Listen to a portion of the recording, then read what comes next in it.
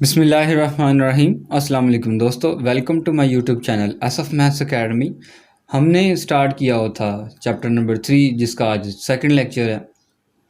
तो आज हम कुछ और डेफिनेशंस पढ़ेंगे मैट्रिसेस के हवाले से।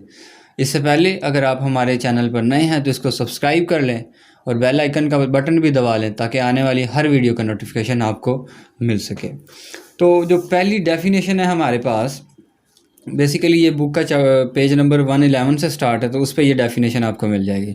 पहली डेफिनेशन है ना हमारे पास, सब्ट्रैक्शन ऑफ मैट्रिसेस, यानी मैट्रिसेस की सब्ट्रैक्शन, उनको माइनस करना है एक दूसरे से।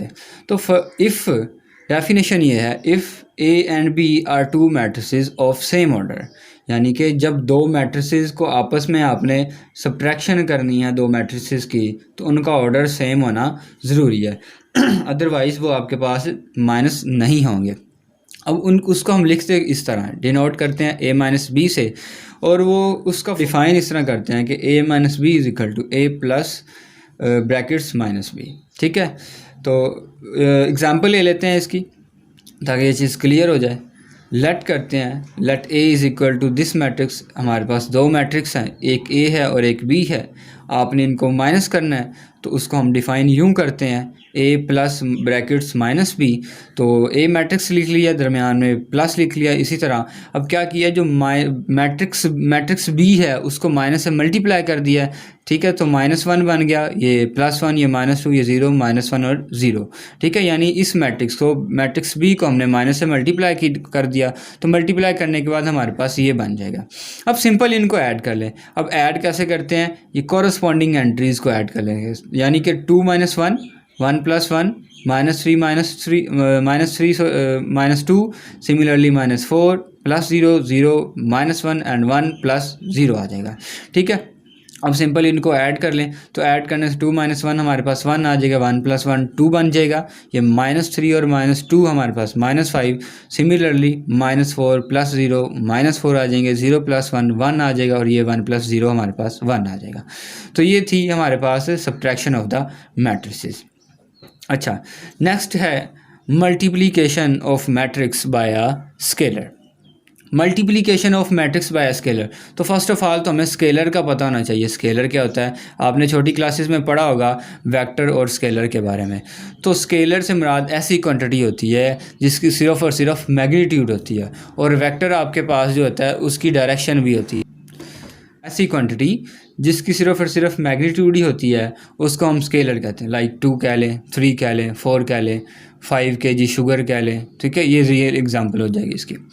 मैथ में 1 2 3 ये सारे आपके पास स्केलर नंबर्स हैं।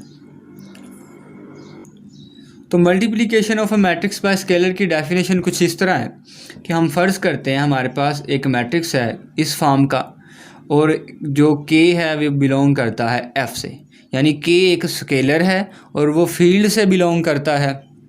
देन हम स्केलर मल्टीप्लिकेशन इस तरह डिफ़ाइन करेंगे, उसको डिनोट k a से करेंगे, यानी k को a से मल्टीप्लाई कर देते हैं इस मैट्रिक्स से, और डिफ़ाइन इस तरह करना है, यानी कि जो a i j के जो मैट्रिक्स A है उसमें जो एलिमेंट्स हैं A i j, उन तमाम एलिमेंट्स के साथ अगर हम इस K को मल्टीप्लाई कर दें तो आपके पास वो स्केलर मल्टीप्लिकेशन कहलाता है। अगेन रिपीट कर देता हूँ, अगर आपके पास एक मैट्रिक्स A है और एक स्केलर नंबर है K जो कि बिलोंग करता है फील्ड से, तो जो स्केलर मल्टीप्लिकेशन है वो इस तरह डिनोट करते हैं कि A से, सिंपल K को हमने A से मल्टीप्लाई करना है। तो देखें, K को हमने A से मल्टीप्लाई कर दिया, यानी कि A के तमाम एलिमेंट्स को अगर हम K से मल्टीप्लाई कर दें तो आपके पास वो स्केलर मल्टीप्लिकेशन बन जाती है। ठीक है, अब इसकी छोटी सी एग्जांपल दे देता हूँ मैं आपको। एग्जांपल देख लेते हैं। एग्जांपल में हमारे पास ये देखें, ये आपके पास मैट्रिक्स A है, तो हमने उसकी स्केलर मल्टीप्लिकेशन फाइंड करनी है। तो कोई भी स्केलर ले लें जो कि फील्ड से बिलोंग करता हो, 2 ले लें, ठीक है, ये फील्ड से बिलोंग करता है, 3 ले सकते हैं, 4 ले सकते हैं। सो 2a फाइंड कर लें, ठीक है। सो करना क्या है, बेसिकली हम डेफिनेशन में पढ़ चुके हैं कि आपने इस स्केलर को मैट्रिक्स के साथ सिंपल मल्टीप्लाई कर देना है। तो मैट्रिक्स के हर एलिमेंट्स के साथ आप 2 को मल्टीप्लाई कर दें, तो 2 1 द 2, 2 2 द -4, और ये आपके पास 6 बन जाएगा, ये 8, और ये आपके पास +10 बन जाएगा, और ये -12 बन जाएगा। तो दिस इज स्केलर मल्टीप्लिकेशन, ठीक है। अच्छा, अब इसके कुछ थ्योरम है। थ्योरम 3.13 कि अगर आपके पास आप 2 स्केलर्स को ऐड कर रहे हैं और एक मैट्रिक्स मल्टीप्लाई हो रहा है, तो होगा यूं कि जो मैट्रिक्स होगा उन दोनों स्केलर के साथ मल्टीप्लाई हो जाएगा और दरमियान में प्लस आ जाएगा, ठीक है। और दूसरा ये है, अगर आपके पास 2 मैट्रिक्स ऐड हो रहे हैं, ठीक है, 2 मैट्रिक्स क्या हो रहे हैं, ऐड हो रहे हैं, हम उनके साथ एक स्केलर मल्टीप्लाई करते हैं जो कि a है, तो स्केलर क्या करेगा, दोनों मैट्रिक्स के साथ मल्टीप्लाई हो जाएगा, a के साथ भी और b के साथ भी, और दरमियान में आपके पास प्लस आ जाएगा, ठीक है। इसी तरह अब अगली है, नेक्स्ट थ्योरम है आपके पास, या प्रॉपर्टी भी कह लें, ये है कि अगर आपके पास कोई स्केलर नंबर मल्टीप्लाई हो रहा हो किसी मैट्रिक्स के साथ, ठीक है, फिर उसको अगेन किसी स्केलर के साथ मल्टीप्लाई कर दें, ठीक है, तो वो बराबर होता है दोनों स्केलर्स को मल्टीप्लाई करके उस मैट्रिक्स के साथ मल्टीप्लाई कर दें, तो इन दोनों का आंसर सेम आता है, ठीक है, अंडरस्टैंड। सिमिलरली फोर्थ वन जो प्रॉपर्टी है या थ्योरम का फोर्थ पार्ट है, वो ये है, अगर आप किसी मैट्रिक्स के साथ 1 को मल्टीप्लाई करते हैं, 1 से मुराद ये आपके पास आइडेंटिटी है, आपको पता होगा कि 1 जो है वो मल्टीप्लिकेटिव आइडेंटिटी है, ठीक है। सो 1 को किसी भी मैट्रिक्स के साथ आप मल्टीप्लाई करेंगे, ज़ाहिरी बात है वो a ही आ जाएगा, वो वही मैट्रिक्स दोबारा आ जाएगा, ठीक है। अच्छा, अब प्रूफ करते हैं फर्स्ट पार्ट का, यानी थ्योरम के फर्स्ट पार्ट का प्रूफ है। फर्स्ट पार्ट है हमारे पास a + b multiply by matrix a, this is equal to a multiply by matrix a + b multiply by matrix a, ठीक है। तो इसकी लेफ्ट हैंड साइड ले लेते हैं और फ़र्ज़ कर लेते हैं कि आपके पास एक मैट्रिक्स है, ठीक है, एक मैट्रिक्स ले लिया हमने a, अब एक मैट्रिक्स ले लेते हैं a, ठीक है, और इस थ्योरम पार्ट नंबर 1 की लेफ्ट हैंड साइड को देखें, वो क्या है, a + b multiply by a। ये जो आपके पास स्केलर्स हैं ये वैसे ही रहेंगे, इनको हम वैसे लिख लेते हैं, और a की जगह पे हम उस मैट्रिक्स के एलिमेंट से लिख लेते हैं, ठीक है। हमने ये लिख लिया। अब देखें, अब सिंपल मल्टीप्लिकेशन भी अगर इसके ऊपर लगाएं तो वो क्या होती है कि ये वाली चीज़ इन दोनों नंबर्स के साथ क्या हो जाएगी, मल्टीप्लाई हो जाएगी, ठीक है। यानी ये मैट्रिक्स इन दोनों स्केलर्स के साथ मल्टीप्लाई कर दिया, तो ये मल्टीप्लाई हो गया। अच्छा, अब चूँकि ये स्केलर है तो हम स्केलर को आउटसाइड लेके जा सकते हैं, ठीक है, आउटसाइड ले आएंगे। सिमिलरली ये भी स्केलर है तो ये भी यहाँ से आउटसाइड आ जाएगा। तो देखें, ये aij क्या है, ये बेसिकली आपके पास मैट्रिक्स a है, और यहाँ पर भी aij बेसिकली मैट्रिक्स a है। a और b आपके पास वैसे ही आ जाएंगे और प्लस साइन भी वैसे ही आ जाएगा।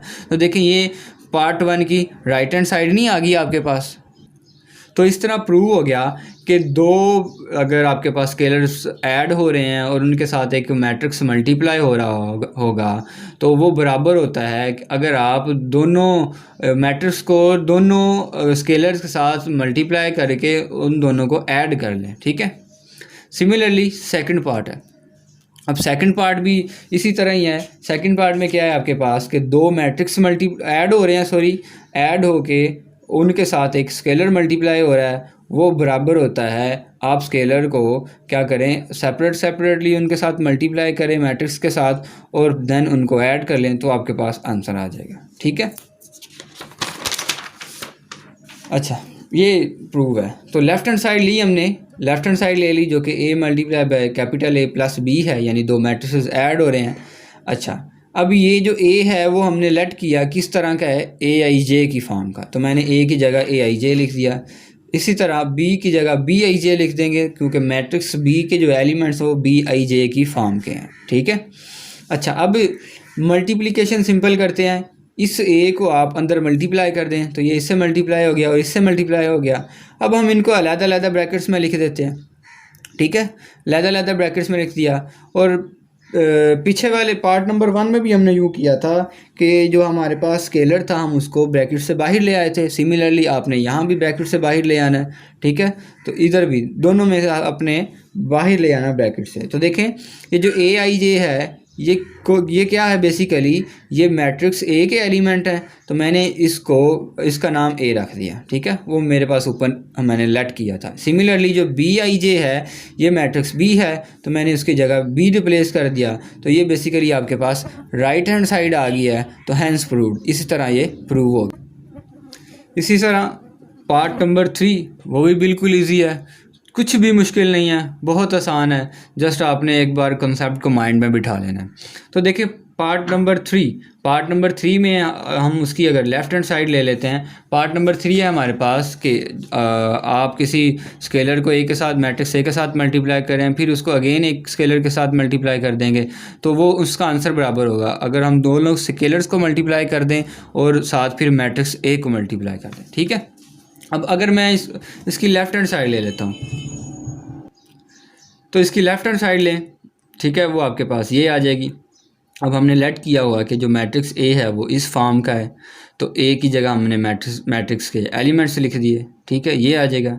अब देखें, अब इस ए को आप अंदर मल्टीप्लाई कर दें, तो मल्टीप्लाई होने से क्या हो जाएगा, ए बी। अब ये ए आई जे बेसिकली क्या है, ये बेसिकली आपके पास मैट्रिक्स ए के एलिमेंट्स हैं, तो इसकी जगह हम ए रिप्लेस कर देते हैं, तो ये बन जाएगा। तो देखें अब मैं ए और बी को ब्रैकेट्स में लिख देता हूँ, ए सेपरेट लिख देता हूँ साथ, जो कि मल्टीप्लाई हो रहा है, तो ये आपके पास राइट हैंड साइड आ जाएगी। इस तरह ये प्रूव हो जाता है। और जो फोर्थ पार्ट आपके पास क्या है, 1 को आप आइडेंटिटी एलिमेंट को मल्टीप्लाई करते हैं ए के साथ, तो ए ही आ जाता है। ये सिंपल है, आप लेट कर लें, ये आप अब खुद कर लीजिएगा, बहुत आसान है।